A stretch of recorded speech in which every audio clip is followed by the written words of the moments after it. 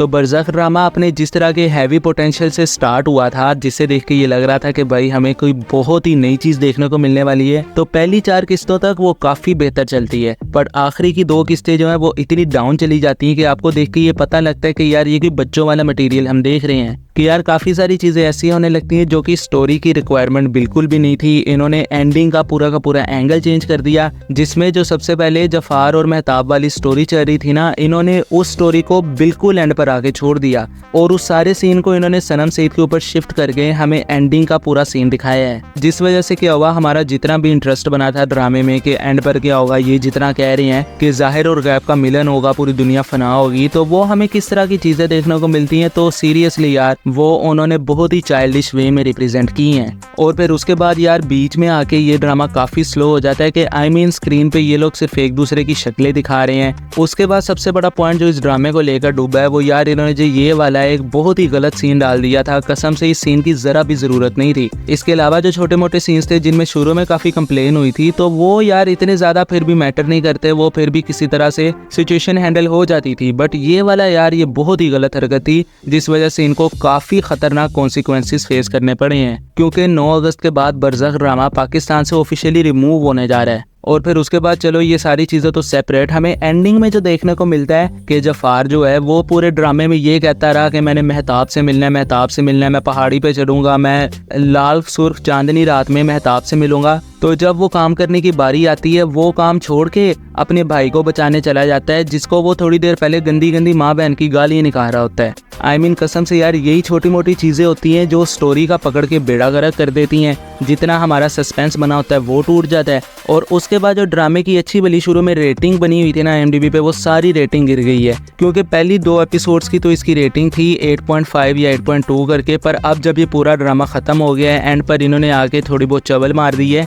तो उस वजह से इसकी रेटिंग 5.6 पर आ गई है। कि आई मीन यार अब खुद सोचो, एक ड्रामे की स्टोरी शुरू यहाँ से होती है कि 2 लोगों ने आपस में मिलना है। जब उनके मिलने का टाइम आता है तो एक बंदा उनमें से एक अपने किसी और ज़िंदगी के काम में निकल जाता है। कि यार ये चीज़ देख के पता लगता है या तो इनसे बहुत बड़ी गलती हो गई है, या तो इन्होंने स्टोरी पे अच्छे से काम नहीं किया एंड वाले पोर्शन पे, नहीं तो इन्होंने इस सीन को बहुत हल्के में लेके सिर्फ एवी करके डाल दिया है। और फिर चलो ये चीज़ें तो सेपरेट हैं। मेन पॉइंट क्या था मेरी वीडियो का कि हमें एंडिंग पे क्या देखने को मिलता है। आई मीन कि जफ़ार जब जाके पहाड़ पे खड़ा हो जाता है, फिर थोड़ी देर बाद ही वो गायब हो जाता है, तो वो आखिर कहाँ गया। तो इस ड्रामे की पूरी एंडिंग को ये लोग बहुत ही स्मार्टली वे में हैंडल कर गए हैं कि इन्होंने ड्रामे में एक एक बंदे का जो मकसद था वो भी पूरा करवा दिया। जिसमें सबसे पहले इन्होंने महताब और जफ़ार वाले सीन को डायरेक्टली स्विच किया सनम सईद के ऊपर, जहाँ पे सारा फोकस एंडिंग पे सनम सईद के ऊपर आ जाता है। तो वो बंदी ये डिसीजन लेती है कि वो यहाँ पर ही रहना चाहती है, जिससे जो बाकी सारी दुनिया वाले हैं वो महफूज रहें, उनके ऊपर किसी भी किस्म की आफत ना आए।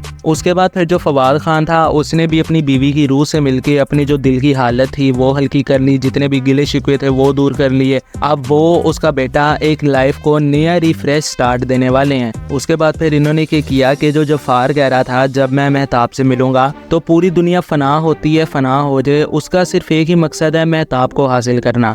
तो उन्होंने ये वाली सिचुएशन सनम सईद के हैंड ओवर करके पूरी दुनिया को तो बचा लिया, पर एंड पे ये होता है कि जफ़ार साहब पहाड़ के ऊपर खड़े हो जाते हैं और बाद में दिखाया जाता है कि एकदम से वो गायब हो गए। गायब हुए तो हुए कहाँ? तो अगर आपने नोट किया होगा, जब वो बंदा गायब होता है तो उसके इर्द गिर्द पिंक कलर का सारा धुआं होता है, लाल रंग का धुआं आप कह लो उसको, जो कि इन्होंने इससे पहले ड्रामे में उस जगह पे यूज किया है जहाँ पे ये लोग रूहों को लेकर आए हैं। आई मीन कि जिन रूहों ने पिंक कलर का सूट नहीं पहना होता था, उनको इन्होंने कई जगह पे इस पिंक कलर के धुएं से भी इंडिकेट किया है। और फिर उसके बाद एंडिंग में पिंक कलर वाले धुएं का ये मतलब है कि रूहें आके जफ़ार को अपने साथ ले जाती हैं, जिसके बाद हमें फिर उनकी एक नई स्टोरी देखने को मिलती है। वो नई स्टोरी आप इस तरह से कह लो, या तो वो रूहों की दुनिया में है जिसे हम आल में बरज़ख कहते हैं, पर इन्होंने उसको बहुत ही अलग कॉन्सेप्ट दे दिए इस ड्रामे में, या तो ये बिल्कुल एक नई रियलिटी है जहाँ पर महताब और जफ़ार एक अपनी नई लाइफ को जिस तरह उनको होना चाहिए था उस तरह से स्पेंड कर रहे हैं कि वो ड्रामे का हर एक बंदा जो चाहता था उसको मिल जाए, उसको एंडिंग पर वो सारी चीज़ें मिल जाती हैं।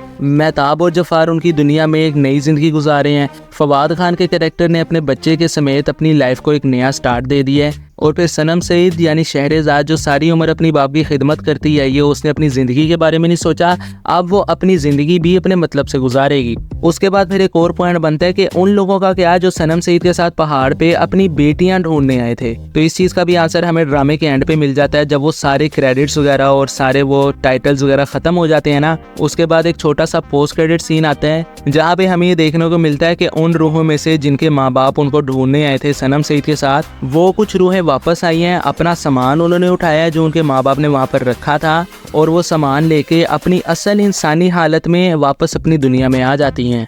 जिसके बाद फिर दो पॉसिबिलिटीज़ और बन जाती हैं, जिसमें सबसे पहले उन्होंने ये दिखाया हो कि रूहें अभी भी अपनी ज़ाहिरी दुनिया के साथ कांटेक्ट कर रही हैं, उनके साथ राब्ते में है, जिस वजह से वो सारा खतरा था ना दुनिया फना होने का, वो अभी भी मुमकिन है। या उसके बाद जो दूसरी पॉसिबिलिटी वो ये आ जाती है कि इन्होंने और कुछ नहीं बल्कि सीज़न 2 की तरफ इशारा किया, बोला कि अभी भी कोई ना कोई ऐसा चक्कर होगा जिस वजह से कोई रूहों की दुनिया के साथ दोबारा राब्ता करने की कोशिश करेगा।